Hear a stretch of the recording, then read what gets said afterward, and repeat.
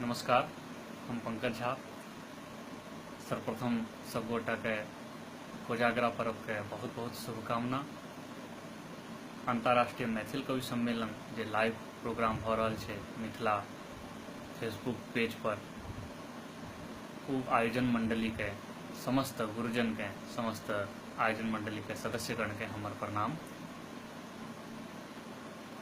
Live programme में network problem बहुत ज़्यादा भ रहल छलै, ताहि द्वारा एखन ई वीडियो निर्माण कर रहल छी।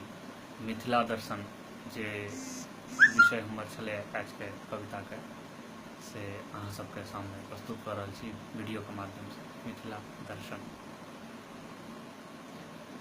मिथिला का जीवन दर्शन, मिथिला का व्यवहार, सर्व शत्रुक जहाँ हार,